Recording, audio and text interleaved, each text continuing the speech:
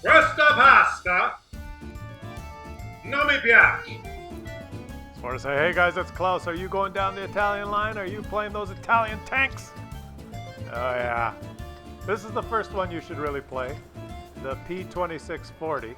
And we're going to watch Porco Rosso.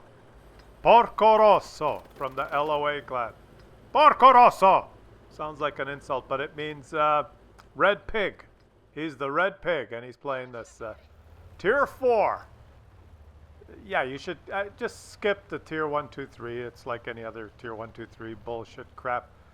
The Tier 4 is where it starts, and that's what you don't believe me? You think? I'm going to show you like replays now of the Italian tanks, but I'm not bothering with the Tier 1, 2, and 3, okay? There's nothing you can... You actually think Tier 1, 2, and 3 is worth it? Okay, let's watch a Tier 1 game. Let's do it. Okay, we've got Curly Bill here, Manja Cake, playing the Tier 1. Fiat, 3,000. And look at this. There's 21 Fiats in the game, or whatever the fuck. He's from the PPC clan, that's right. That clan actually has the word PP in their clan name.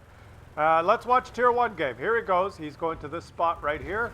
And he's going to park his Tier 1 and sit right here. And stay right there. Let's fast forward halfway through the game. He's still there, and almost everyone's dead. Because that's Tier 1. That's what happens in Tier 1.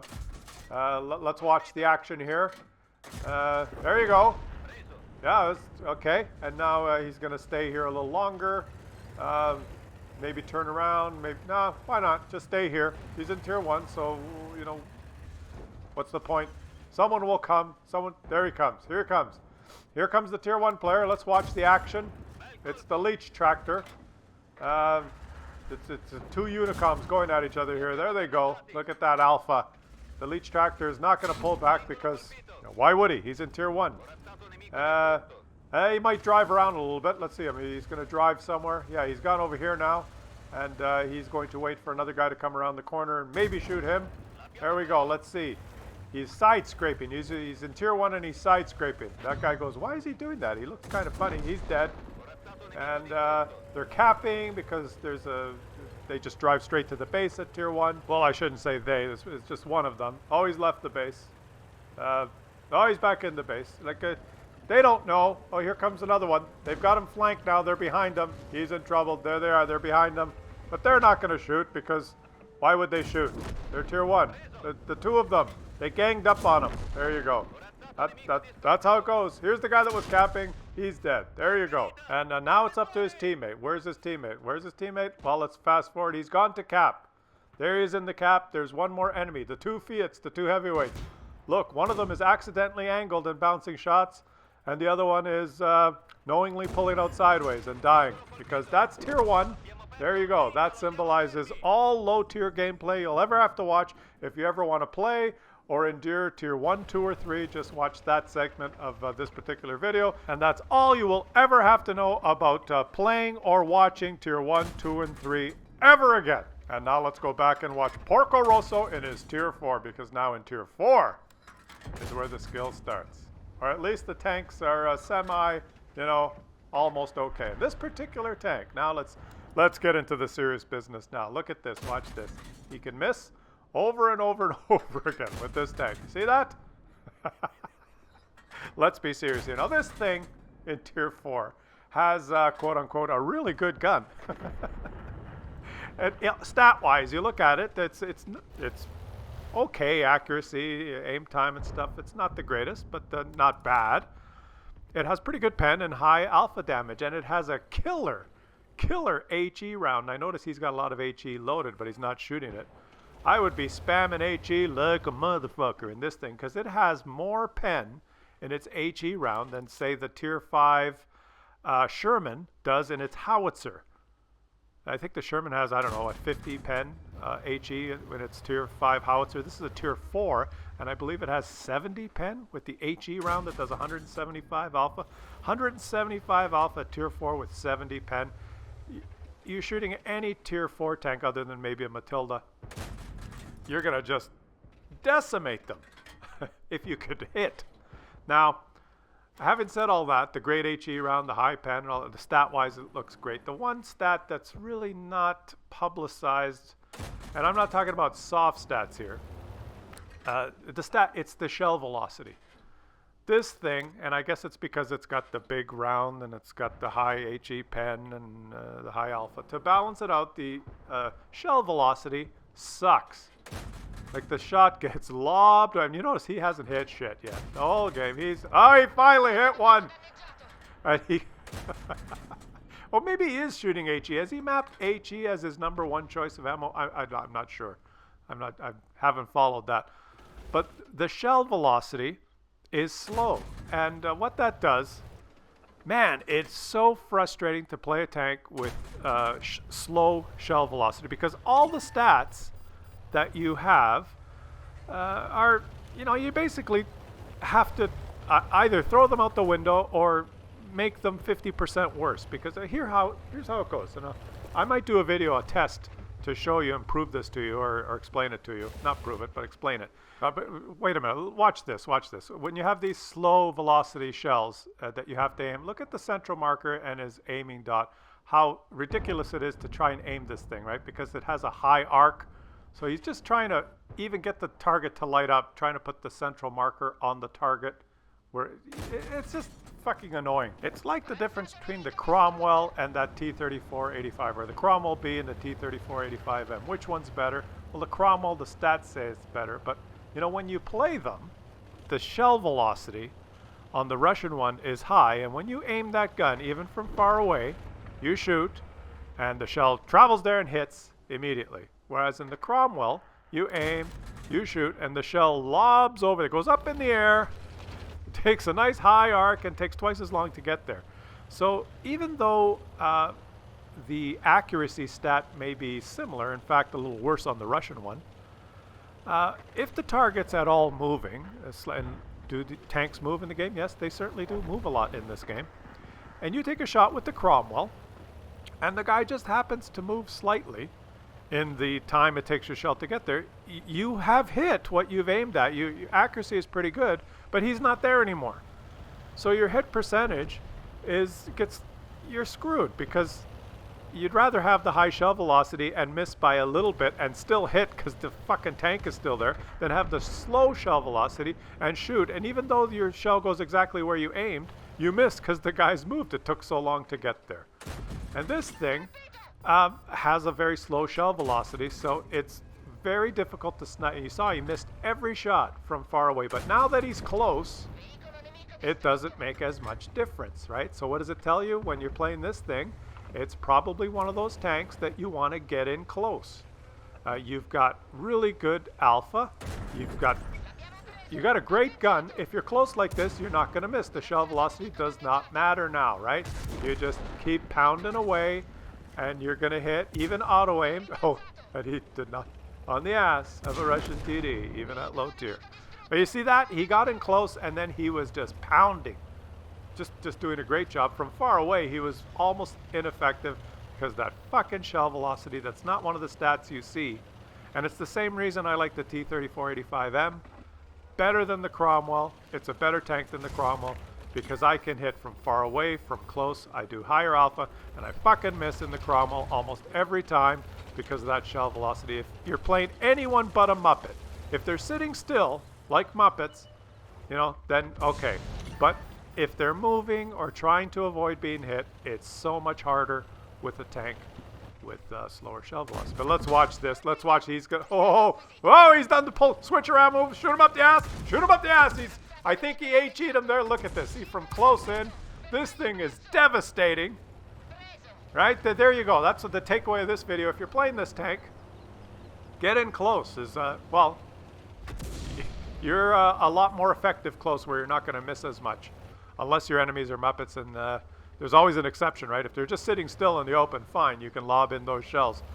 But you are going to be more effective sitting close. So let's watch the game now. And here he is. It's an encounter game, so you'll notice in this encounter game his teammate, the AT2, has been calling help now in the middle of the map, as far away from the cap as he can possibly get. Oh, and he's stunned now. Oh, boy, he's in trouble. Oh, he got hit again. You got to get... Oh, he can't move because he's driving into a dead tank. I thought he was tracked, but he was driving into a dead tank. Well, it's tier 4. It's better than tier 1, 2, and 3, but It's tier 4. Did you notice his buddy in the AT2 has been calling help for who knows how long? Like, what the fuck do you need help for over there? Oh, now he's in trouble. He's stunned again and he's dead. That's the end of his game. Taken out. Oh, boy. That's rough. But his buddy, he's got a 1 buddy and an artillery. It's 2 versus 3. They could still pull this off because they've got a big...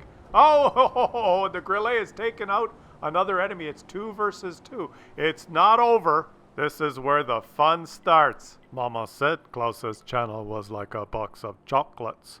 You never know what you're gonna get. And guys, stay tuned because you do not have any idea what you're gonna get now. Just stay riveted. Keep watching.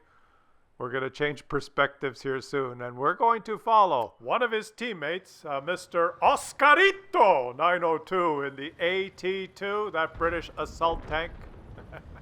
Because when you play low-tier games, 1, 2, and 3, they're a waste of time. But once you make it to tier 4, you are blessed with higher-tier teammates, some who have grinded their way up to tier 5 and own powerful tanks and have more experience, like this fella here, Oscarito, who has an AT2 British assault tank, and he managed to assault his way to the middle of the map and call help to distract everyone. Look at him. Doesn't he look important?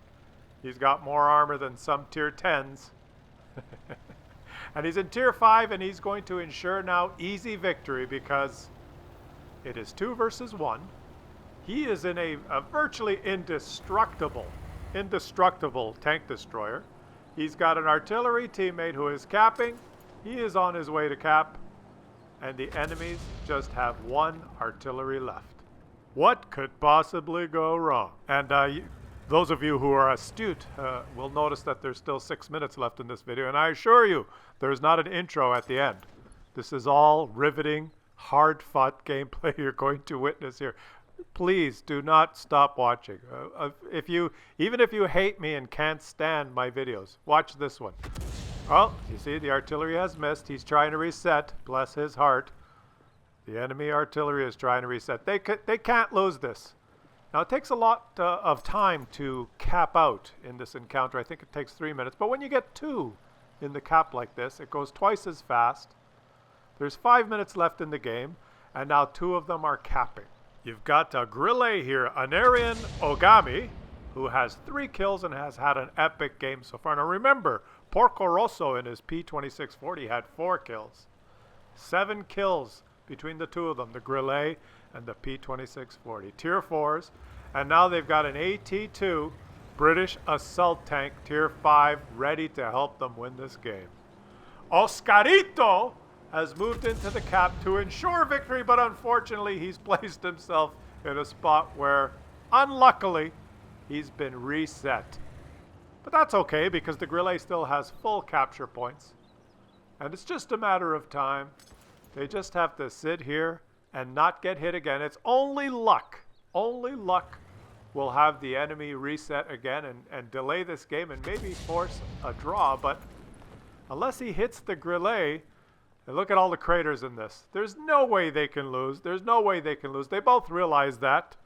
Anarian Ogami in the Grillet realizes that. He has 3 kills. Oscarito also... oh, wait. Oscarito backed out of the cap. He accidentally reversed out of the cap. But that's okay because the Grillet has all the capture points. And now Oscarito, it doesn't really matter what he does. They can't lose it. Oh, wait a minute. Unless he decides to push the Grillet out of the cap. Oscarito! Obviously a very special player who has very sophisticated strategies which are coursing through his mind at this very moment. Let's recap what he did. He sat in the middle in his assault tank calling help. Then when he realized it was a close game at the end, he drove all the way to the cap and helped, tried to cap, got reset, and backed up into a new position, but accidentally backed out of the cap, then re-entered the cap and pushed his teammate out of the cap, and then left the cap. And now you'll notice that the cap counter has approximately 3 minutes and 30 seconds left in it to capture the base. But the game only has 3 minutes. So there's no way that the Grillet can cap because there's not enough time anymore.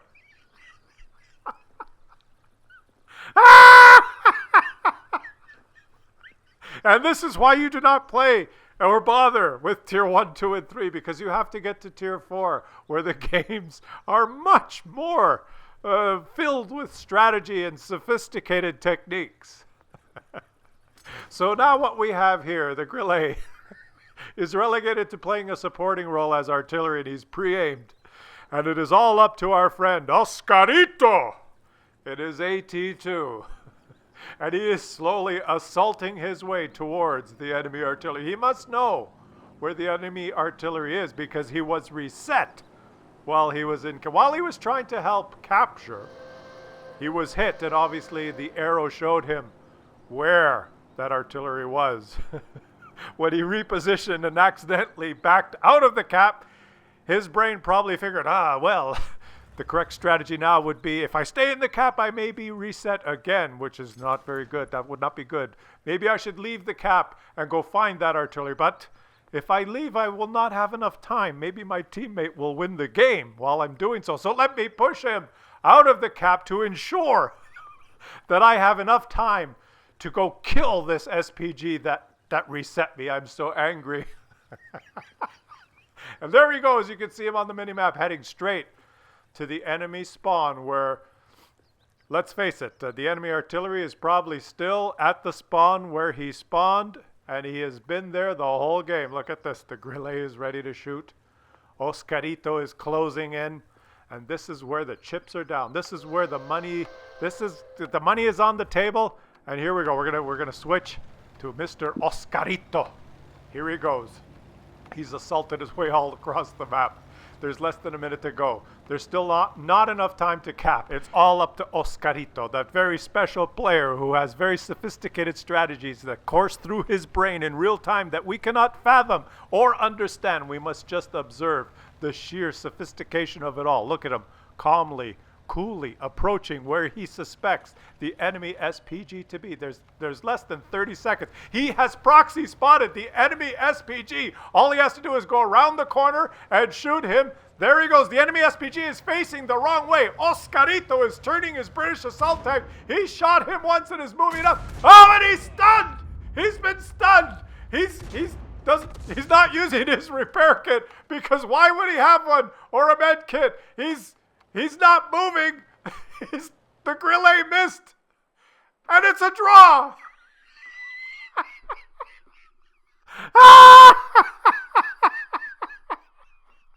Oscarito!